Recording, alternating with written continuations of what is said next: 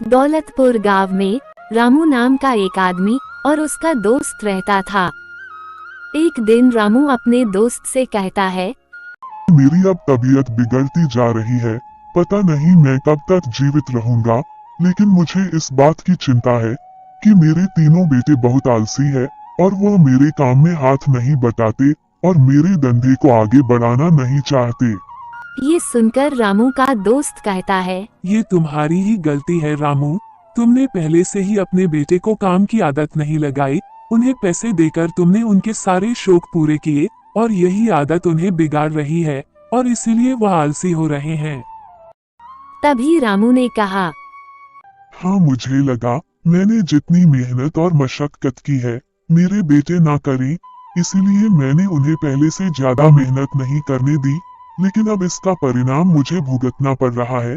अभी वह बहुत आलसी हो गए हैं और मेरे एक भी काम में हाथ नहीं बटाते हैं। रामू ने अपने घर में ही एक बगीचा भी बनाया था जिसकी वह अच्छी तरह से देखभाल करता था। अब उसने अपने कपड़ों की दुकान उसके रिश्तेदार को चलाने के लिए दे दी और उनसे वह अपना हिस्सा ले लिया करता था।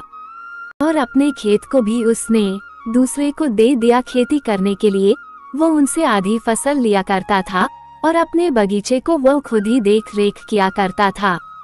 उसके पड़ोस में एक महेश नाम का आदमी रहने के लिए आया और रामू से आकर कहने लगा, मैं आपके पड़ोस में नया हूँ। मैं बिजनेस करता हूँ। मेरे पास 100 बकरियाँ हैं। मेरे 2 बेटे हैं, वो भी बिजनेस करते हैं। और उसने रामू से पूछा कि तुम्हारे कितने बेटे हैं। रामू ने कहा 3 बेटे हैं। महेश और कुछ पूछता इससे पहले ही रामू बिना कुछ कहे ही वहां से चला गया। महेश को समझ नहीं आया कि रामू यहाँ से क्यों चला गया। उसने सोचा कि शायद उसे कोई परेशानी होगी। थोड़े दिनों में ही महेश और रामू की अच्छी खासी दोस्ती हो गई।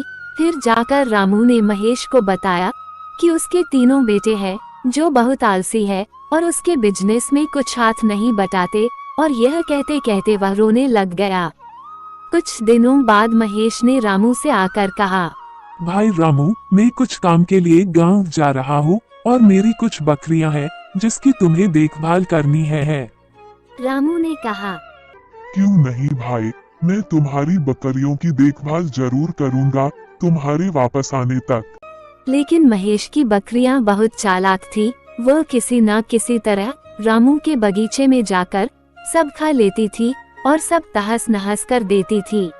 इससे परेशान होकर रामू ने अपने बगीचे के चारों ओर लकड़ियों की एक दीवार बना दी और उसे लगा कि शायद इस लकड़ी की दीवार की वजह से बकरियां अंदर नहीं आ पाएंगी।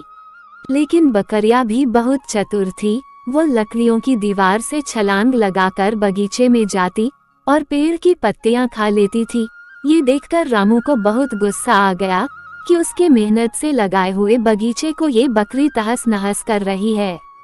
लेकिन वो कुछ नहीं कर सका क्योंकि रामू ने अपने दोस्त महेश से वादा किया था। और कई दिनों बाद महेश वापस आ जाता है और महेश रामू से पूछता है, रामू भाई, तुम्हें मेरी बकरियों ने परेशान तो नहीं किया?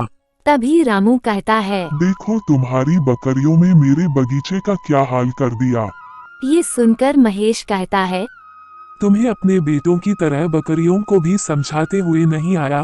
मेरी बकरियों से पूरे मामले में सिर्फ तुम्हें ही तकलीफ है और किसी को तकलीफ नहीं है। उसकी यह बात सुनकर रामू बेचारा खामोश रह गया और उसने उससे कुछ नहीं कहा। दूसरे दिन फिर बकरियां लकड़ियों की दीवार को छलांग लगाकर बगीचे में आई और फल फूल खाने लगी। ये देखकर रामू ने कुछ नहीं किया और उन्हें देखता ही रहा। उतने में उसके 3 लड़के आ गए और अपने पिता से कहा, क्या पिताजी, बकरियां पूरे बगीचे को तहस नहस कर रही है, लेकिन आप कुछ नहीं कर रहे हैं, यहाँ तक कि आपने भगाया भी नहीं। ये सुनकर रामू ने कहा, यह बकरी कितनी मेहनत से लकड़ियों की दीवार को छलांग लगाकर बगीचे में आई है। उनकी इतनी मेहनत पर उन्हें बगीचे के फल फूल खाने का मौका तो मिलना चाहिए, क्योंकि उन्होंने मेहनत की है और मैं मेहनत करने वाले को सब कुछ दे देता हूँ। और यह कहकर रामू वहाँ से चला गया। ये सुनकर रामू की 3 लड़कों को लगा कि कहीं ऐसा करते करते उनके पिता पूरी जायदाद सभी को ना दे दे। ये सोचकर उन्होंने फैसला किया कि अब वो मेहनत करेंगे और उनके पिता के कारोबार में हाथ बटाएंगे। उस दिन से वह अपने पिता के कारोबार में हाथ बटाने लगे और बगीचे का भी ध्यान रखने लगे।